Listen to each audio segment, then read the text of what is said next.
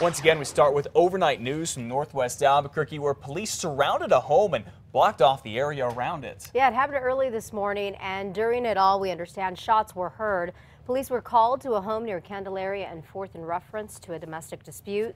Cops on the scene tell us that while they were investigating, shots were fired. The SWAT team was called, but before they got there, the suspect actually came out of the home peacefully and was arrested. Fortunately, no one was injured.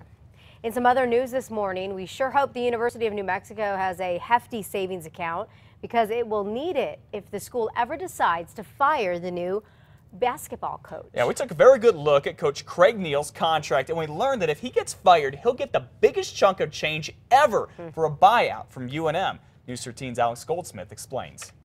For Coach Neal, it's a win-win. If he wins, he still gets paid. If he loses, he would get 7 figures to get lost. Under Neal's contract, UNM would have to pay him $1 million plus up to $300,000 in salary if the university wants to fire him. That's more than Lobo football coach Bob Davie, who would only get $760,000. UNM has been criticized for its buyouts before. The school paid former football coach Mike Loxley $750,000 after he won just 2 games in 2.5 seasons. UNM President Bob Frank says giving Neal a buyout was necessary to get their guy. Now, the school has some protection of its own. If Neal leaves for another job, he'd have to pay UNM $1 million. Alex Goldsmith, KRQE News 13. Steve Alford would have had the mother of all UNM buyouts if he had stayed at the school and then been fired and not gone to UCLA. UNM would have had to pay Alford up to a little more than $4 million if he got fired in the first 4 years of what would have been his new contract. Elizabeth? UNM is revamping its College of Education, trying to improve the quality of teachers in New Mexico. Right now, UNM hands out the highest number of teaching degrees in the state, but last year, lawmakers found that New Mexico colleges aren't doing enough to prepare teachers for the classroom. UNM is making some major changes, including appointing a new dean to the College of Education and hoping to bring in someone from the outside who can bring in a fresh perspective. This comes after the dean, Richard Howell, announced that he will step down. We must warn you, this next story is a disturbing one about women who were accusing a police officer of drugging, then raping them.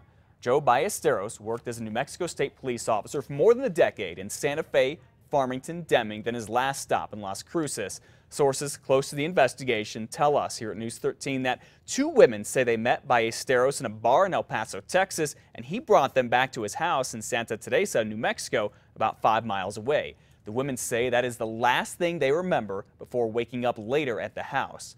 Now, according to a source very familiar with the investigation, the women suspect they were given some sort of drug, then sexually assaulted and possibly raped. News 13's Kim Holland tracked Ballesteros down at his house. Can I talk to you? Do you have a few minutes that you could talk to us about the investigation going on to you? I have no idea about anything. What was the reason that you left state police? I have no idea. Did you recently? I'd rather not talk to you. Ballesteros has not been charged with any crime. He remains a free man. State police found out about the allegations and moved to fire him, but Ballesteros resigned on April 8th before the termination was complete. If you want to watch this entire story, you can check out 2 Casa Fox at 9 o'clock tonight, or you can check it out online at krqe.com. A man accused of killing another man who was just trying to change his tire on the highway is expected to be in court today. Investigators say Wayne Salguero was driving recklessly when he struck and killed 23-year-old Timothy Sheehan on I-40 in Albuquerque. Salguero is now charged with vehicular homicide. A woman in Albuquerque says a dozen squatters have now taken over her property, and they apparently aren't going anywhere anytime soon. Sheila Denton tells us that she allowed a friend to stay at her South Valley home while she went away for a couple of months. Now, she claims her friend's relatives then moved onto the property. Denton alleges that they hit, pushed, and threatened her when she tried to get him out.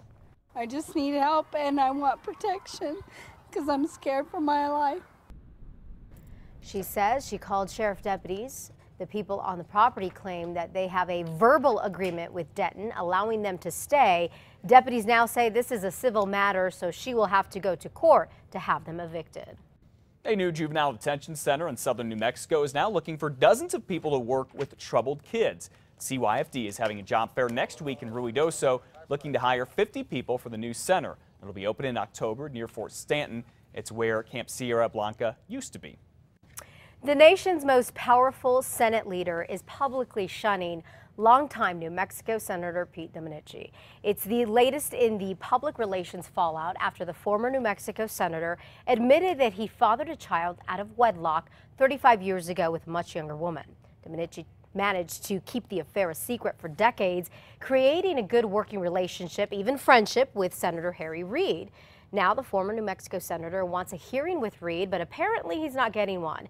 In an interview with the Las Vegas Review-Journal, Reid, a Nevada Democrat, says that he refused to meet with Domenici last week because of what happened. Now, Reid told the paper, quote, "I don't mention Domenici's name anymore because of what he did to Michelle Laxalt." Governor Susana Martinez has sent a letter to U.S. lawmakers. She's urging them to give Los Alamos National Lab more money to clean up radioactive waste. The deadline to get this waste cleaned up is June of next year. It's all above ground, and most of it's been there since 2000. Long time. Federal budget cuts are threatening to slow down the cleanup and force 120 jobs to be cut. Last Friday, the U.S. Department of Energy requested $40 million to complete the cleanup. The governor toured the area yesterday here, and she warned if the deadline is not met, she's going to turn up the heat on the federal government. There are fines and penalties that can be imposed, and they're quite hefty fines and penalties for not meeting that agreement.